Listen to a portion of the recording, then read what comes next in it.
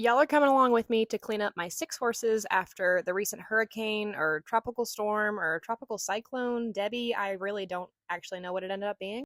We got a ridiculous amount of rain, which ended up being mud, and now the horses are all nasty, and we're gonna clean them up. Starting with my yearling filly, this is Bestie. Look at her little belly tucks there. I love it. I think she's the only one I did a full bath on only because it's good for her. She's still learning to tie, which, if you look closely, you'll realize that she's not actually tied. But just like her mama, she does not like water on her butt, so it's good for her. Is she all happy and clean?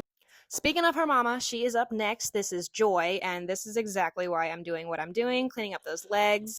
Now, don't get me wrong, it is still muddy out there, but I don't like to let the mud sit on their legs. It's not good. And like as you saw with Joy, her legs get swollen and irritated. She has really sensitive skin. So I just like to clean them up and put some antibacterial and antifungal shampoo on there and just get them another layer of protection before they go back out in the mud.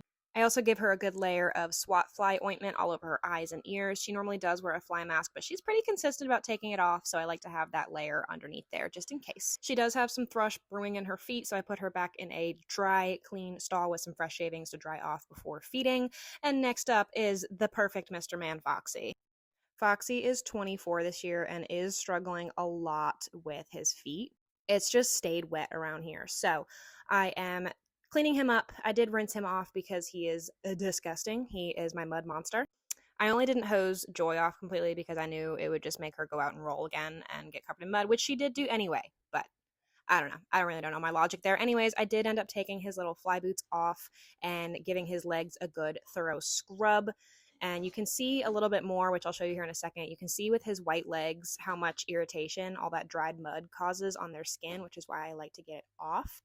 And I do end up leaving his fly boots off for now just to let his legs kind of have a rest. And they don't rub terribly, but I still like to give him a break every once in a while. So this right here is the red skin you can see on his little white legs that I'm trying to help. And he is once again a happy Mr. Man, also drying off in some shavings after some thrush treatment. Next up, we have Mr. Diesel, who requires a little bit different treatment. You can see one of his front legs is wrapped up. He did pull a shoe during these storms, and he has very, very bad feet. So he is currently very lame. I pulled his hoof wrap off. This is from Incrediwear. I love it. It helps keep his circulation going in his bad foot. And I just made sure the foot was nice and dry and then redid that poultice wrap.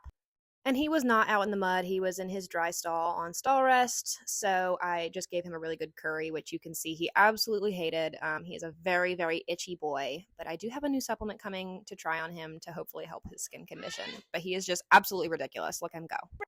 Right next door, we have his cousin brother, Duncan. They are technically cousins, but they act more like twin brothers. This is my 3-year-old who I swear the rain gave him a little growth spurt.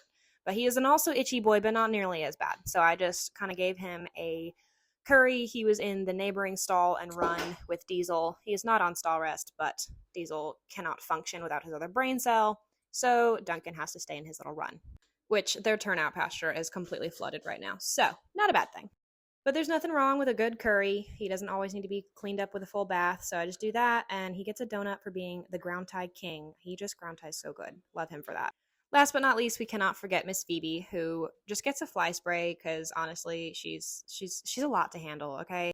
And Bestie has to get on it, of course. Nothing wrong with giving her a little fly spray practice, but Phoebe gets treats and a fly spray, and that's it because she stayed perfectly clean and a good girl.